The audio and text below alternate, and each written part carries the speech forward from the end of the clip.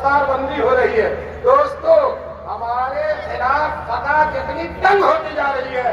الحمدللہ ہمارے دین کی وسعت بڑھتی چلی جا رہی ہے. بڑھتی چلی جا رہی. ہمارے حضور صلی اللہ علیہ وسلم نے عرفات کے میدان میں دعا کی تھی. اے اللہ، عرفات میں تو سب کی دعا قبول ہوتی. حضور نے دعا فرمائی تھی، اے اللہ میری امت قیامت تک باقی ہے. امت کب امت رہے گی؟ جب دین پر رہے گی، اور دین پر انہی مدرسوں کی بنیاد پر رہے گی. حضور صلی اللہ علیہ وسلم نے فرمایا میری امت قیامت تک باقی ہے. کوئی ظالم یا جابر میری امت کو ختم نہ کر سکے. یہ دعا مانگی. اللہ نے عرفات کے میدان ہی میں حضور کو بتلا دیا میرے محبوب آپ کی دعا قبول ہے. تو جب حضور کی یہ دعا قبول ہے تو اس مقبول دعا کے بلبوتے میں کہتا ہوں اس ملک میں اور اس دنیا میں کوئی رہے یا نہ رہے، ہم تو انشاءاللہ قیامت تک رہیں گے. جب ہمارے سر پر دعا ہے جناب رسول پاک صلی اللہ علیہ وسلم کی، مقبول دعا ہے، ہمیں کسی گھبرانے کی ضرورت نہیں. آج پوری دنیا میں مدارس کے خلاف زبردست سازشیں چل رہی ہیں. مختلف ملکوں کے وزرائے خارجہ اکٹھا ہو کر میٹنگ کرتے ہیں، بند کر دو ان مدرسوں کو، بند کر دو. رات بھر میٹنگ ہوتی ہے، تجویز لکھی جاتی ہے، شراب کے بوتل چلتے رہتے ہیں. اور دوستو رات بھر یہ میٹنگ کا نتیجہ یہ ہوتا صبح کوئی مدرسہ بند نہیں ہوتا، 100-150 مدرسے اور کھل جاتے. ارے کھل رہے کہ نہیں؟ اور کھلتے چلے جائیں گے. علماء جو مدرسوں کی بنیاد رکھتے تھک گئے ہیں، بلاتے ہیں کہ بنیاد رکھ دو، کہتے ہیں دوسرے کو بلا لو، کہتے ہیں تیسرے کو بلا لو. دوستو انشاءاللہ ثم انشاءاللہ یہ دارالعلوم دیوبند، یہ مسجدوں منبر المحراب، یہ قال اللہ قال رسول کی صدائیں، یہ حافظ، یہ عالم، یہ قاری، یہ مفتی انشاءاللہ قیامت تک ہوتے ہیں. اور ابھی تو ہمارا مستقبل بہت تابناک ہے. ابھی تو مہدی علیہ السلام مہدی آنے والے ہیں. ابھی تو عیسیٰ علیہ السلام آئیں گے، مہدی آئیں گے، پوری دنیا میں اسلام کا دور دورہ رہے گا. عیسیٰ علیہ السلام آئیں گے، پوری دنیا اسلام کی ہو جائے گی. خود حضور نے حدیث میں فرمایا کیف تہلک امۃ، وہ امت کیسے ہلاک ہوگی؟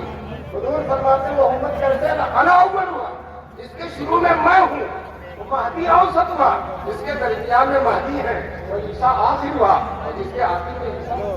دوستو ابھی تو مہدی بھی آنا باقی ہے، عیسیٰ بھی آنا باقی ہے. انشاءاللہ ہماری شان اس سے بہتر ہوگی.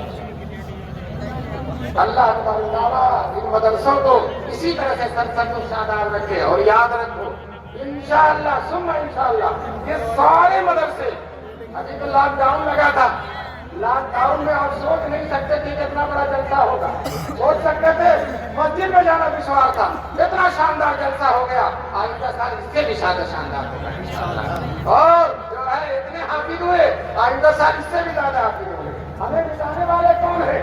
مٹانے کا پروگرام یہودی، نصرانی اور فلاں. یہودی کیسے ہمیں مٹا سکتے ہیں؟ پورے یہودیت میں ایک بھی توریت کا حافظ نہیں ہے. اور عیسائی ہم کو کیسے مٹا سکتے ہیں؟ پوری دنیا میں ایک عیسائی بھی انجیل کا حافظ نہیں ہے. تو دوستو جس کے مذہب میں ایک بھی حافظ نہیں ہے اپنے مذہبی کتاب کی، وہ اس کو کیسے مٹا سکتے ہیں جس مذہب میں لاکھوں اس کتاب کے حافظ ہیں؟ لاکھوں اس کتاب کے حافظ ہیں. چھوٹا سا بچہ، کوئی چھوٹا بچہ، وہ آپ بلا کے ہی کھڑے ہو کر سن لیجیے، پر وہ نہ لمٹے گا، مستقام نہ بزدل ہوگا، نہ صحیح فر سنتا چلا. انگریزوں نے طے کر لیا تھا، آخری قصہ سنا کر بات کو ختم کرتا ہوں. انگریزوں نے طے کر لیا تھا کہ ہندوستان سے اسلام کو مٹا دینا، اور اس مٹانے کی شکل یہ ہے قرآن کو جلا دینا. چنانچہ برطانیہ کی پارلیمنٹ میں منظور ہوا تھا، قرآن جلا دیا گیا. ساری دنیا، سارے ہندوستان سے. چنانچہ وہاں کے فوجی اور سپاہی، پولیس والے مسجدوں میں، گھروں میں چھاپا مارتے تھے، اور چھاپا مار کر انبار لگاتے تھے، اور شام کو جلا دیا گیا. یہی دیوبند کے قریب پانی پت ہے. اس کا حال یہ تھا کہ وہاں ہر گھر میں بچہ، ہر بچہ حافظ، بیٹا، پیارے لڑکے وہ سب کے ساتھ حافظ، ماں بھی حافظ، شوہر بھی حافظ. اس علاقے میں جو قرآن جلانے کے لیے انگریز افسر متعین تھا، ایک مسلمان نے اس کی دعوت کی.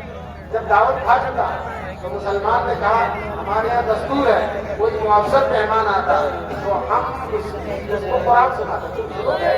تو اپنی پوری اردو میں کہا تھا ہاں سنے گا، ہاں سنے گا. اپنے چھوٹے بچوں کے اکٹھا کرنے کے قرآن سناؤ.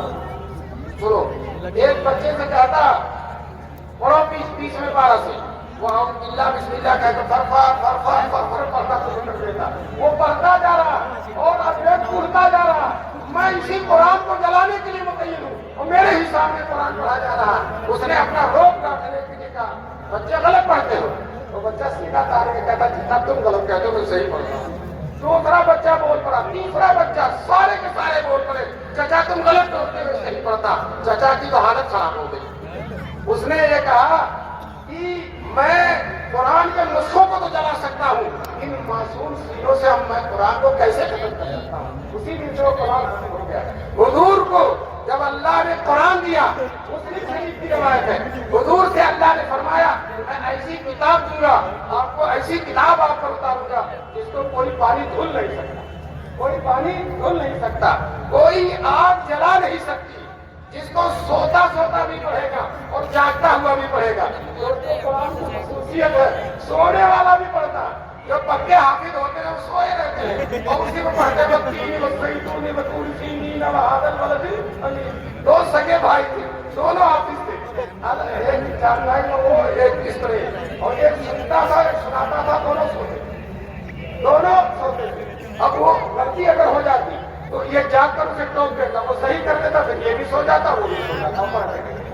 ہمارے دارالعلوم دیوبند کے محتمم تھے 7 سال تک، قاری طیب صاحب رحمۃ اللہ علیہ، انہوں نے اپنے حالات میں لکھا میں ایک دن سونے میں نیند میں 9 بار پڑھا۔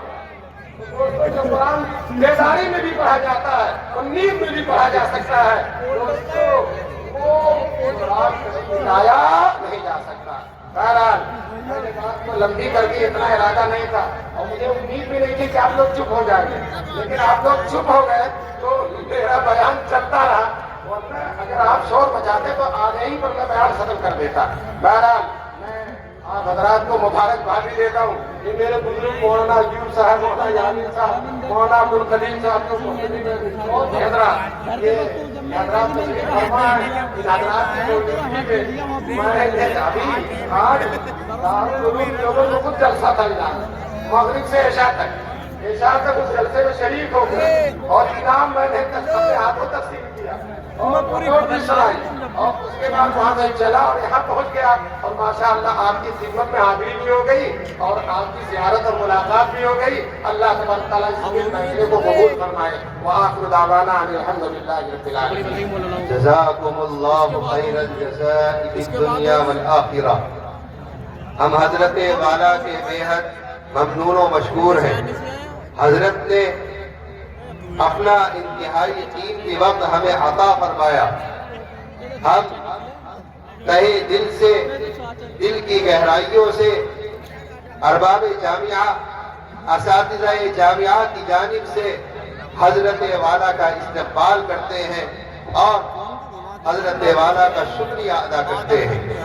اب آپ کے سامنے وہ انتہائی اہم ترین عمل جس کے لیے آج یہ وزن سجائی گئی ہے، یعنی بچوں کی دستار بندی، جیسا کہ آپ کو حضرت نے قیمتی خطاب میں بیان کرتے ہوئے کہا کہ یہ طلبہ جنہوں نے اپنے سینوں میں اللہ کے قرآن کو محفوظ کیا، اللہ کے نبی کی حدیثیں پڑھی اور جن طلبہ کے اندر فتویٰ دینے کی صلاحیت